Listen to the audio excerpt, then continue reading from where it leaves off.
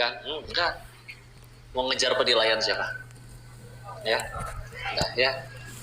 Makanya ini sebelum nanti kita nyiptain investasi terbaik, yuk. Karena kan kita baru masih bisa beramal kan cuma pas masih hidup, Bu. Pas udah meninggal kita udah nggak bisa sholat lagi. Ya, kecuali nanti ada 3 amalan ya. Insya Allah yang semua sudah pada tahu. Ketika anak Adam wafat, maka terputuslah amalannya. Illa min salatah, kecuali dari 3 hal. Apal kan semuanya? 1, sedekahun jariyah. 2, ilmu yang bermanfaat dulu ya, ilmin yuntafa'u bih, ilmu yang bermanfaat. Yang ketiga, doa anak yang saleh. Itu udah kayaknya paling diapal gitu ya. Ya. Maka bismillah. Tapi sebelum itu, yuk dirinya kita juga jangan sia-siakan. Ya, jadi manfaat. Bu, saya pengen cerita sebagian orang ya. Yang kalau nanti saya tanya, kalau kita tidak iri kepada beliau, aneh berarti kita ya. Contoh, Al-Imam An-Nawawi rahimahullah. Pada dengar nama Imam Nawawi? Siapa beliau? Apa karyanya?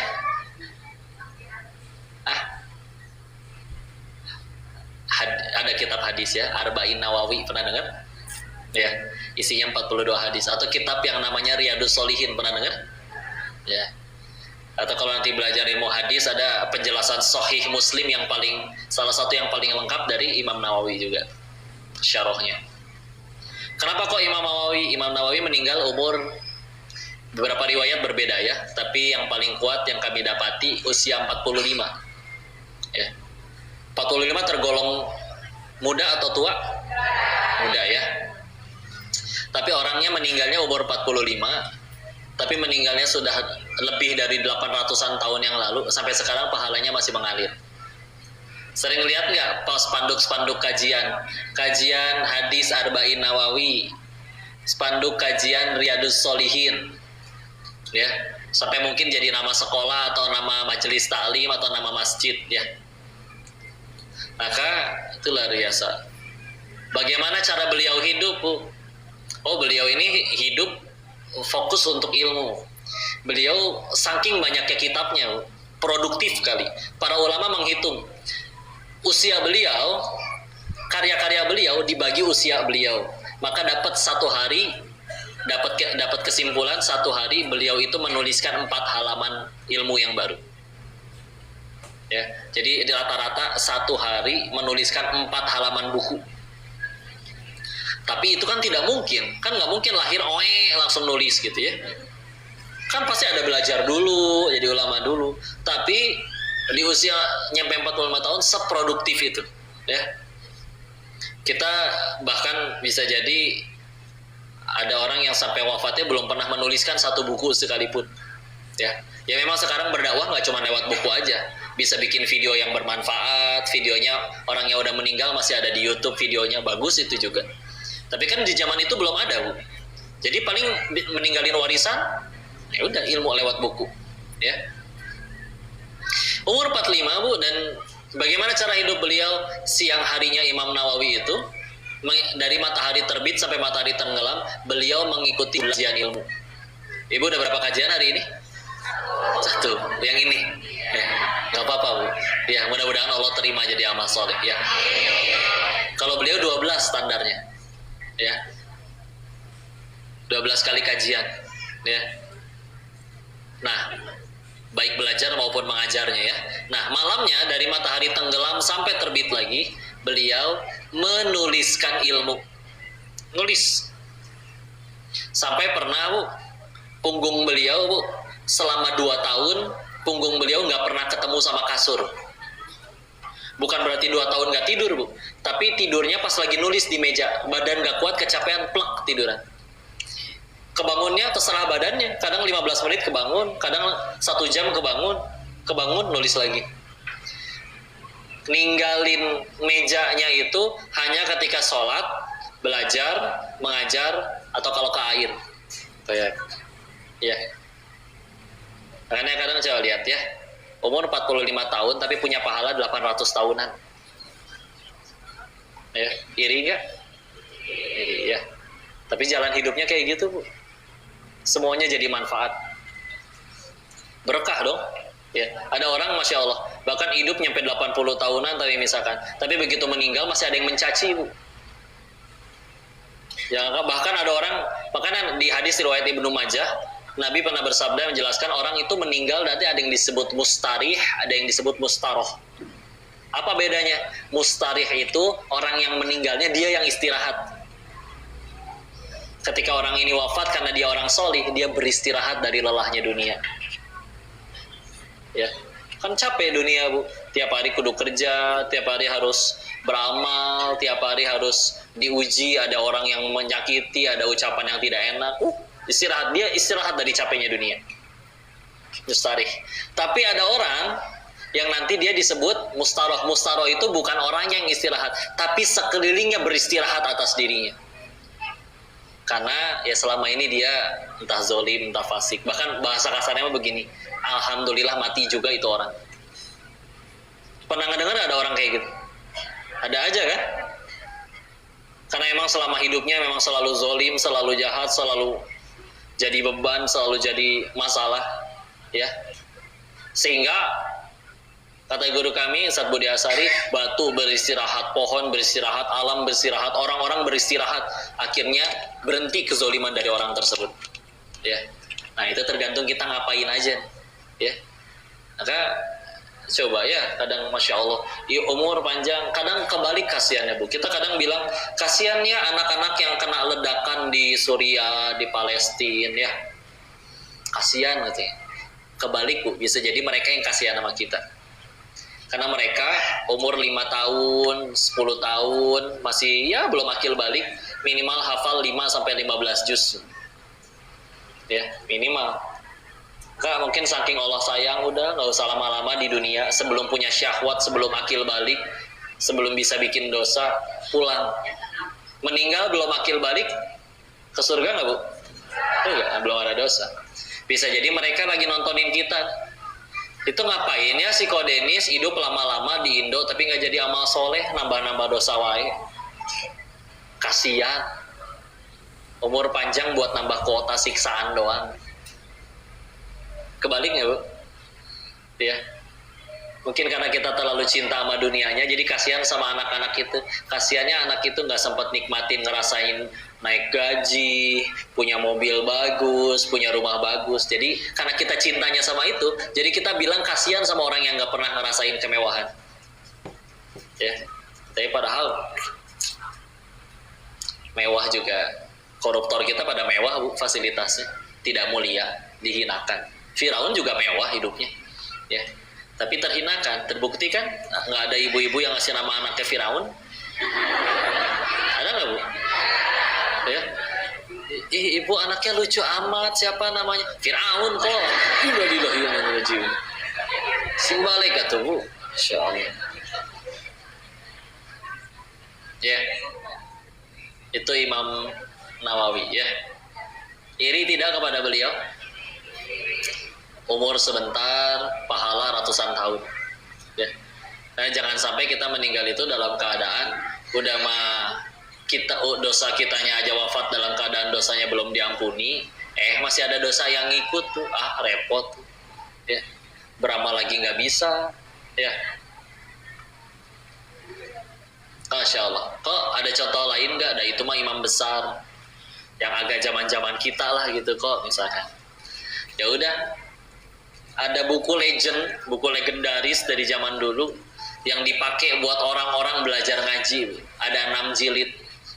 Buku apa?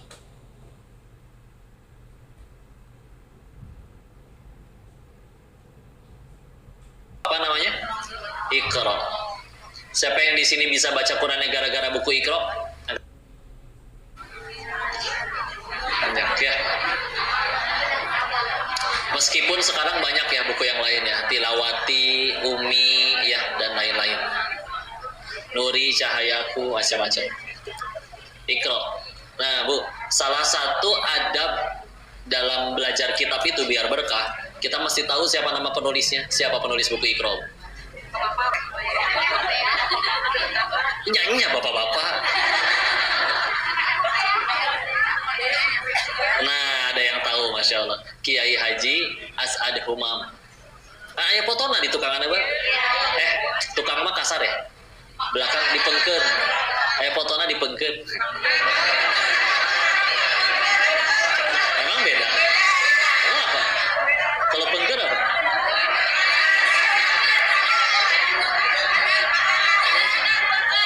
Harusnya apa? Pangker. Atau ada buku Iqra? Sini Bu. Saya boleh pinjam bukunya nggak Bu? Pinjam boleh nggak?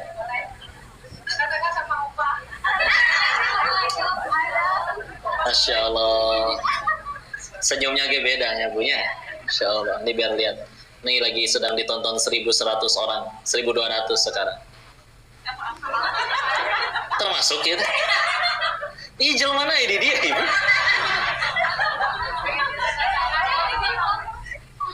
Hatur nuhun Ibu. Masya Allah. Hatur nuhun. Bu, kenapa jadi bahas Iqra? Saya pernah bahas ini ya, mungkin di sini ada sebagian pernah dengar. Buku Iqra itu cetakan resminya terjual 150 juta kopi. Berarti beliau Kiai minimal punya pahala dari 150 juta orang baca Al-Quran itu ngalir ke beliau setiap hari. Ya. Banyak atau tidak 150 juta orang? Lebih dari setengah penduduk Indonesia itu. Ya. Dan punten, itu teh baru cetakan resmi, belum bajakannya. Indonesia teh ya. Kira-kira kalau dari buku bajakan tetap ngalir ke beliau nggak pahalanya? Ngalir ya. Meskipun orang itu ngambil keuntungan tanpa seizin beliau dan keluarganya, ke beliaunya mah tetap ngalir. Ya. Itu bajakannya. Dan kadang Bu, bukan satu anak satu Iqra. Satu Iqra bisa satu TPA. Ya, satu TPQ ya, satu TPQ TPA teh bisa 30 anak. Belum kalau misalkan itu satu anak dari TPQ itu ada yang jadi kiai, misalkan punya anak pesantren lagi nanti 1000 anak. Aduh. Ajib tidak? Dan itu teh baru jumlah orangnya. Kalau dihitung harinya, ya. Dan kan tiap hari ada yang baca Quran, betul? Iri tidak kepada beliau? Padahal beliau dari umur 18 tahun udah nggak bisa jalan lagi Bu, lumpuh. Matak di fotonya megang tongkat ya Bu, lumpuh. Tapi di saat ya Allah, coba Ibu bayangin, saya sendiri nggak bayangin, kalau umur 18-an, umur lagi seru-serunya main Bu, baru lulus SMA, tapi malah nggak bisa jalan lagi. Ada orang yang malah marah kepada Allah. Beliau malah memilih gimana caranya tetap diri beliau jadi manfaat. Coba, mungkin kalau dibicarakan sebagai seorang ahli tafsir, mungkin beliau bukan ahli tafsir. Mungkin beliau bukan seorang ahli hadis. Apa tuh yang dikuasai? Huruf hijaiyah. Tahu yang diajarkan. Dan satu huruf ge Masya Allah. Ya. Maka ngalir. Makanya punten di sini sebagai ibu, jangan pernah biarkan anak ibu bisa Al-Fatihahnya melalui orang lain. Harus dari ibunya sendiri. Ya. Kepake Bu tiap hari sholat Bu, anak Bu ngalir ke ibunya. Oke, punten. Khusus untuk yang kayak gitu-gitu kalau bisa jangan, iya kita punya duit, iya kita sibuk, iya kita bisa bayar orang. Tapi lagi bicara investasi terbaik kan? Ya. Coba ya. Orangnya satu tapi dapat transferan pahala dari ratusan juta orang. Iri tidak? Iri, ya. Jadi manfaat hidup teh. Ya. Makanya yuk lapang selega-leganya itu Masya Allah. Alam kuburnya dimudahkan. Izin ya Bu, orang-orang seperti Coach Stephen, tahu Coach Stephen? Coach Stephen Indrawibowo, pendiri Mualaf Center Indonesia. Siapa yang cerita ya? Ustadz Lukmanul Hakim yang dari Pontianak. Beliau cerita, beliau itu kan tinggi Bu ya. Waktu dikubur, kuburan orang standar kan biasanya digali itu 180 cm. Ya. Lalu dipotong 5 cm di atasnya, 5 cm di bawahnya. Biar supaya disiapin lah ya kan buat nanti buat dikubur. Berarti kan 180 dikurangi 5 sisa berapa? 170. Tingginya Coach Stephen 191 seingat saya. Harusnya nggak muat nggak Bu? Enggak. Muat Bu di kuburannya. Masuk akal nggak secara matematika? Insya Allah. Insya Allah ya, lapang ya kuburnya ya. Insya Allah. Maka yuk, itu salah satunya ya.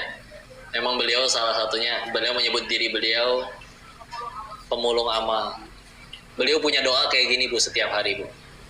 Ya Allah, matikan hamba kalau diri hamba udah nggak jadi manfaat lagi. Ya. Ya, sebagian ada orang tidak ada yang berpendapat masa minta mati, ya. Saya minta mati, tapi beliau berpikiran kayak gini, buat apa saya hidup kalau nggak jadi pahala, cuma nambah-nambahin dosa. Ya. Mikirnya udah sampai sebegitunya. Padahal Masya Allah, kenal Islamnya udah belakangan. Ya. Semoga diri ini kita semua jadi pahala jaliah bagi beliau ya. Ya. Itu ya Allah. Hebatnya orang-orang teh bisa kayak gitunya ya. Ya Allah teh. Lapang gitu hati teh, enak.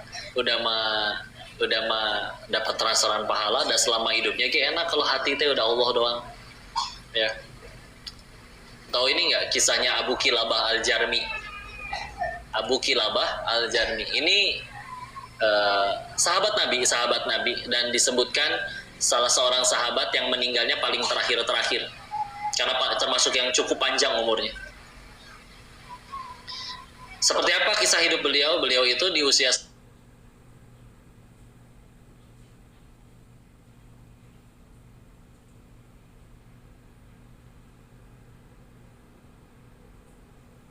Seperti apa kisah hidup beliau? Beliau itu di usia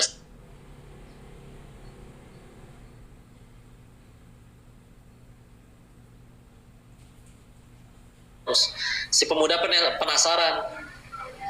Emang orangnya hidupnya senikmat apa sih orang yang hidup di dalam gubuk ini? Kok nggak berhenti memuji Allah? Ketika akhirnya masuk, melihat ternyata yang sedang memuji Allah itu adalah seorang kakek-kakek yang kedua tangannya buntung, kedua kakinya buntung, kedua matanya buta, dan telinganya udah setengah tuli. Ya, oke lah bah. Lalu ditanya dong oleh pemuda ini, kalau bahasa kitanya mah, kakek punten, emang kakek teh hidup senikmat apa? Kenikmatan apa yang kakek punya? Kok nggak berhenti muji Allah? Padahal kondisi kakek teh kayak begini gitu. Apa coba jawaban Abu Kilabah? Beliau jawab cuman kayak gini. Bukankah bisa mengucap alhamdulillah saja itu sudah merupakan suatu nikmat? Ada orang ngerasa bersyukur hanya karena bisa mengucap hamdalah. Ya Allah, punya hati teh kayak gitu ya. Sedangkan di zaman sekarang ada yang baru gajian kayak ngambek. Ya.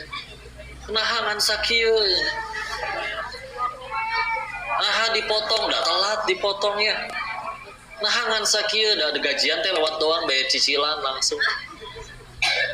Ya. Coba beliau. Itu pemudanya seolah tertampar, seolah-olah kayak, dek lihat sini, ya kaki saya ada nggak? Nggak ada, kayak. Mungkin kalau ada kaki saya sedang pergi bermaksiat, berbuat dosa, zolim kepada diri saya sendiri. Karena kita tahu salah satu sebutan untuk dosa di dalam Al-Quran kan menggunakan kata zolamtu nafsi, zolim kepada diri sendiri. Karena emang kalau bikin dosa yang rugi siapa? Kita. Allahnya rugi nggak? Enggak. Satu dunia maksiat seluruhnya Allah juga nggak rugi. Ya. Kalau kita berbuat taat, Allah untung nggak? Nggak dapat komisi, nggak dapat bonus. Allah Maha Kaya. Yang untung siapa? Pelaku ketaatannya, diri kita sendiri. Maka dia lihat kaki saya ada nggak kaki? Kalau nggak ada,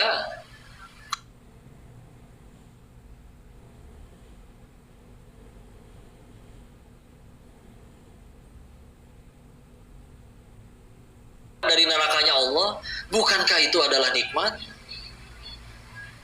Kita ke sana, ya. Kita Masya Allah akan ya.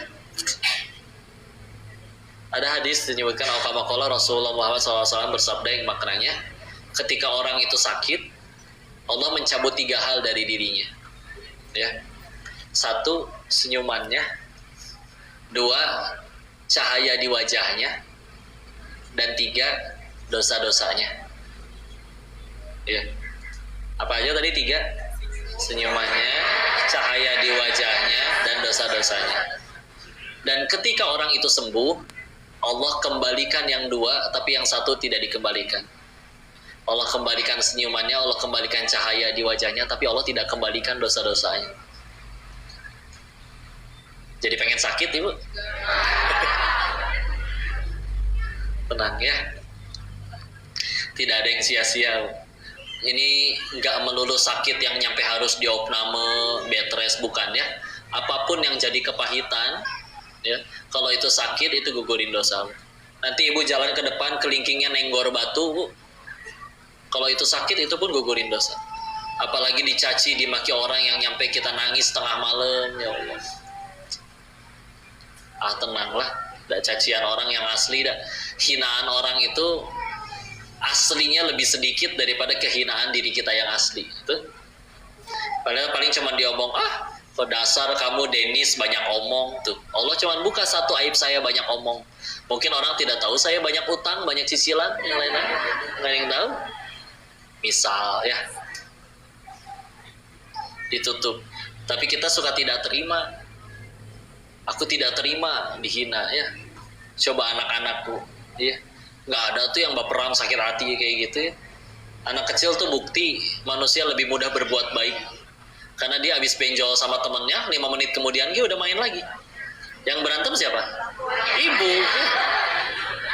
Nah, kamu habis benjol sama dia, sederhana ya. Benjolnya udah nggak sakit, dia punya mainan yang saya punya, main. Nggak ada kan, ini dendam, kesumat harus dibalas ya. Coba makin gede, Bu ya. Dicacinya 1 kali, pengadilannya berbulan-bulan. Ya. Saya tidak terima pencemaran nama baik. Panggil pengacara, pengadilan berbulan-bulan, biaya ratusan juta. Demi apa? Nama baik. Anggaplah namanya kembali baik, dipuji orang. Tapi kalau Allah masih benci karena kita belum tobat, dapat apa? Puji. Ya. Coba anak-anak. Pernah nggak dengar ada anak PAUD datang? Mah, panggilkan pengacara keluarga kita, Mah. Naonan adek. Tadi anak TKB menghina saya di hadapan TKA, Mah. Dia harus kena pasal pencemaran nama baik. Sengklek si adeknya. Enggak tuh, tenang weh. Mau dicaci, dihinai, lempeng weh udah. Ya. Dan kita padahal mereka lebih mudah bahagia daripada kita. Padahal ilmunya anak-anak sama ilmunya orang dewasa lebih berilmu siapa? Orang dewasa. Uangnya anak-anak sama uangnya orang dewasa lebih banyak uangnya siapa? Dewasa. Mungkin kecuali Rafathar atau Cipung, mereka udah banyak duit dulu dari lahir. Iya. Tapi secara umum banyak kan orang tua, ya. Tapi kita lebih sulit bahagia bisa jadi dibandingkan mereka. Ada yang salah, ya. Kayu sibuk fokus jadi kebaikan saja. Aslinya cacian, hinaan, nggak ada yang sia-sia di sisi Allah. Jadi kebaikan. Semuanya mendekatkan kita ke surganya Allah, ya. Dan kita kadang kenapa masih berat ya? Bisa jadi 1 karena kita masih segitu cintanya sama dunianya, atau 2 kita belum pengen surganya Allah, ya. Ada lapang. Kalau udah pengen surganya Allah, yakin dah ini setiap kepahitan nggak ada yang sia-sia, pasti jadi surganya Allah, ya. Atau juga tidak jujur sama diri sendiri, menganggap bahwa pujian orang itu adalah diri kita yang asli. Padahal ada orang muji kan karena nggak kenal siapa kita yang asli. Dia nggak tahu tuh kita kalau sendirian pernah ngapain aja, nggak dibongkar tuh sama Allah. Karena orang nggak tahu, jadi nganggapnya kita baik. Ya, nganggapnya kita baik. Tertipu oleh topeng. Saya izin ya, belum nemuin contoh yang lain maksudnya ketipu topeng tuh kayak gimana. Izin ini diulang ya. Ada bos, maka nama karyawannya 3, Bu. Mules si bos teh. Mau nggak mau kan keluar, meskipun udah ditahan-tahan. Tapi makin ditahan kan biasa bunyinya makin lirih. Gitu ya. Gitu ya. Yang lain kayak denger. Dan para karyawan juga menyadari ada gas beracun mulai memasuki paru-paru mereka ya. Sadar ya. Si bos ini ngerasa nggak enak, maaf saya kelepasan. Masalahnya satu, Bu, besok gajian. Ya. Jadi ketika ditanya, bau nggak sih kentut saya? Besok gajian nih masalahnya ini. Wangi, Bu. Wangi kan? Ya. Si bos tertipu merasa pujian mereka yang padahal ngarep-ngarep gaji merasa adalah dirinya yang asli. Beneran nggak bau? Beneran wangi? Apakah ini hasil tahajudku setiap hari ya Allah? Berasa karomah katanya. Ya Allah, Engkau memberikan aku derajat kemuliaan yang luar biasa. Ditulis di CV-nya, manusia yang kentutnya wangi. Gitu. Besoknya si bos makan lagi, tapi sama sesama pengusaha, Bu, kaya semua. Tuh, tenang. Berarti ibu telinganya masih berfungsi semua. Coba kalau nggak hari-hari, kayak ibu mules kan pertolongan, Bu. Coba kalau nggak ada sinyal dari mules tuh, ngomong bau, kejek-kejek. Seganteng apapun, secantik apapun, tiba-tiba bau, Bu. Nggak ada wibawanya. Karena ada sinyal mules, kita tahu kapan harus ngebuang. Coba kalau nggak dibikin bisa ada sinyal mules dari Allah. Begini saudara-saudara, maaf basah. Aduh, gitu ya. Jadi bahas, gitu ya puntennya. Ya udah kan akhirnya dia makan di hadapan teman-temannya sesama pengusaha. Karena kemarin dia telah mendapat testimoni 3 orang bersaksi kentutnya wangi, sekarang tanpa ragu, tanpa ditahan-tahan. Kalau kemarin ditahan sampai lirih, kalau hari ini sampai naik, gitu ya. Saking kuatnya tekanan dari bawah. Nah masalahnya tadi teman-teman sesama pengusahanya nggak ngarep digaji. Tuh jujurnya, bro, tadi pagi habis makan bangke apa? Dia tidak terima. Saya tidak terima. Kemarin 3 manusia bersaksi kentut saya wangi. Ketipu topeng. Menganggap pujian orang adalah diri kita yang asli. Padahal kita tahu diri kita yang asli seperti apa. Orang kita sendiri aja tidak nyaman aslinya mah. Ya. Tapi ketipu ya. Hati-hati. Yuk kalau berani jujur, beda ya. Jadi jangan sibuk mikirin apa yang orang tahu, tapi sibuk mikirin apa yang Allah tahu tentang diri kita. Ya. Nah kalau udah saya bisa kayak gitu lebih mudah, Bu, untuk nggak berani takabur, nggak berani ujub, nggak berani sombong. Ada aslinya mah hamba ya, perlu pertolongan Allah. Ya. Sama ya, hati-hati dengan pujian, Bu ya. Udah dipuji gitu udah. Ibu kok terlihat awet muda sih? Usianya berapa, Bu? Aku udah 42 tau kok. Kok terlihat kayak 41,5 ya? Lumayan, Bu, setengah bulan. Setengah tahun bisa beramal banyak loh. Berapa kali sholat tuh? Ya. Hati-hati lah, muji ge hoyong minjem duit biasanya. Hati-hati ya. Udahlah, terima aja. Kadang Masya Allah ya, bunda-bunda itu. Saya mau tanya boleh? Kenapa ibu teh di foto teh suka diulang-ulang? Udah sama aja kan, gak berubah. Oh gitu. Ingin selalu terlihat langsing, tiap foto tahan nafas. Akhirnya dimiringin, bilang, teriak lagi ke yang moto, jangan kelihatan gendut ya. Itu gimana? Aku mana? Bu, saya mau survei ya. Mau survei. Ibu foto 10 orang. Yang 9 senyumnya udah manis. Tapi ibu perem sorangan, Bu. Hapus ya, Bu? Ulang tuh fotonya, Bu. Oh, gitu ya. Foto kedua, yang 9 perem, Bu. Ibu senyumnya sempurna sendiri. Alus teh foto bu. Diposting tuh. Egois sebenarnya. Kesan teh. Suka ribut ya ibu teh. Fotonya bagus gak? Bagus. Bagus apa gua begini gitu. Udah lah bu ya. Jangan yang dilihat orang, tapi sibuk dengan apa yang Allah tahu ya. 14:15 sok sisain waktu untuk diskusi, tanya jawab. Bu pengen tanya jawab atau foto?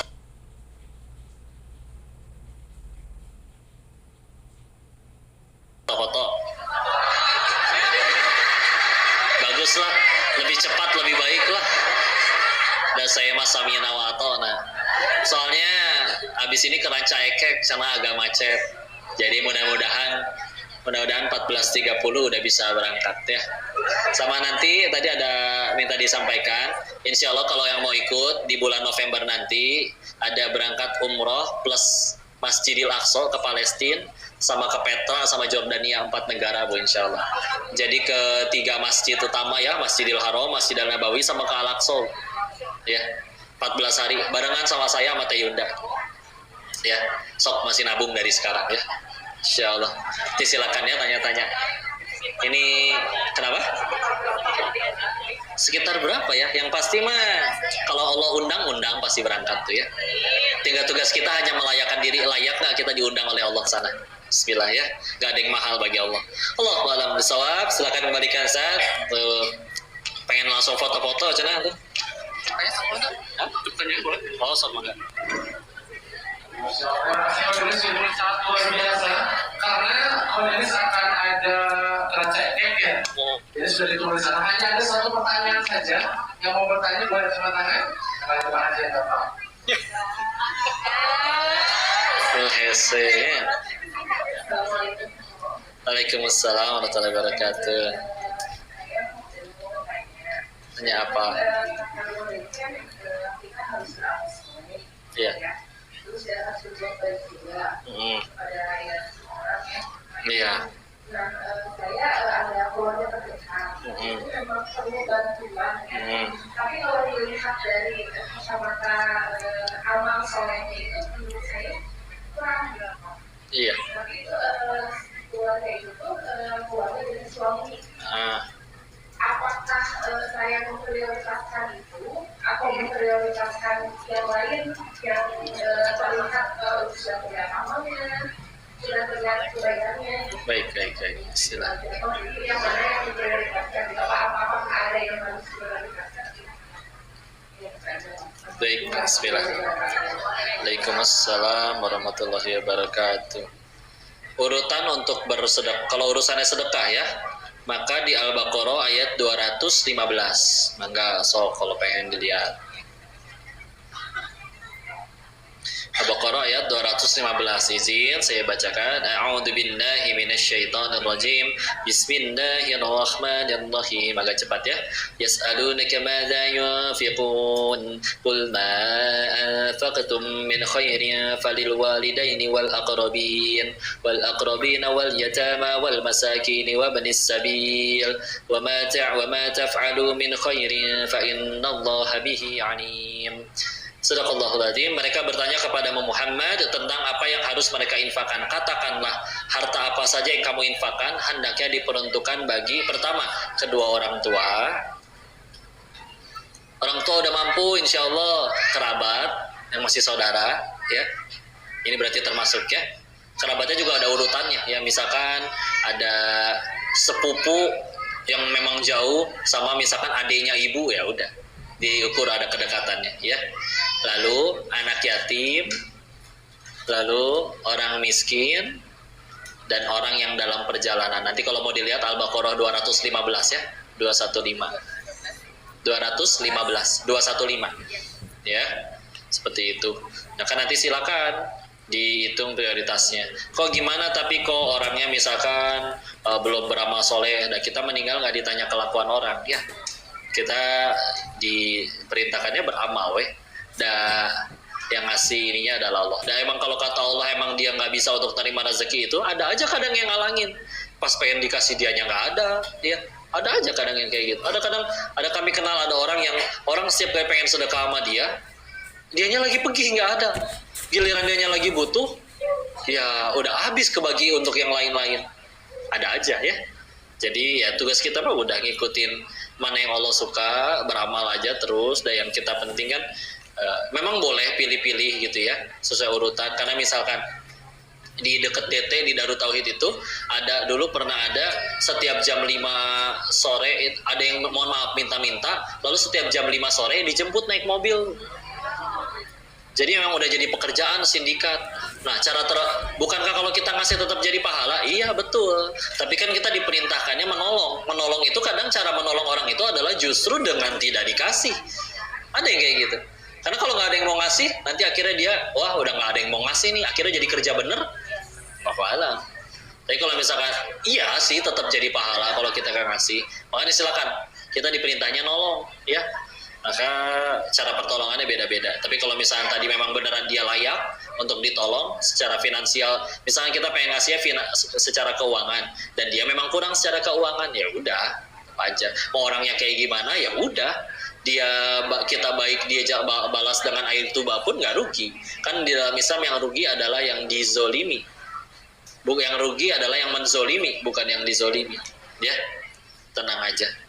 Allahu a'lam bishawab. Mudah-mudahan bisa jawab pertanyaan. Baik, sebelum ditutup dengan doa dan Tutup dengan kalimat hamdalah. Alhamdulillah rabbil alamin. Istighfar 3 kali. Astagfirullahaladzim, astagfirullahaladzim, astagfirullahaladzim. Dan doa kafaratul majelis. Subhanakallahumma wa bihamdika asyhadu an la ilaha illa anta astaghfiruka wa atubu ilaik. Barakallahu fikum. Assalamualaikum warahmatullahi wabarakatuh.